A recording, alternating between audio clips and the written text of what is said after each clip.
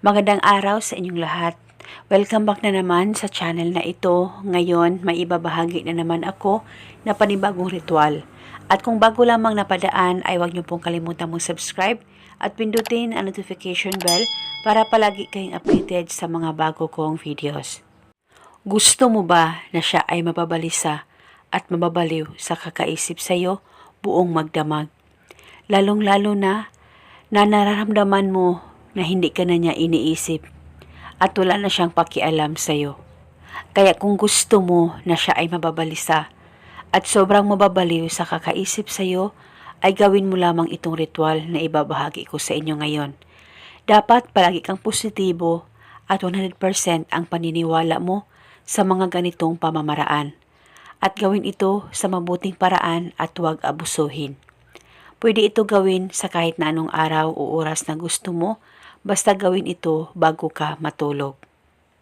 Ang gagawin mo lamang, isulat mo sa papel ang pangalan at apelyido niya ng 3 beses. At pagkatapos mo nang masulat ito, ay ilagay mo ang papel sa loob ng punda ng unan mo. Pwedeng tupiin at pwedeng hindi tupiin, depende na po sa inyo. Basta malagay po itong papel sa loob ng punda ng unan mo. At pagkatapos mo nang malagay ito, hawakan mo ang unan mo, pwedeng yakapin mo ito ng mahigpit, pakaisipin mo siya ng maigi, mag-focus at mag-concentrate ka at ibulong mo lamang ito sa unan mo. Pangalan at apelyido, ikaw ay mababalisa at mababaliw sa kakaisip sa akin. Ibulong mo lamang ito ng 3 beses. At pagkatapos, ihampas mo ng 3 beses ang unan mo at pwede mo nang uunanan ito. At paniguradong siya ay mababalisa at mababaliw sa kakaisip sa iyo buong magdamag.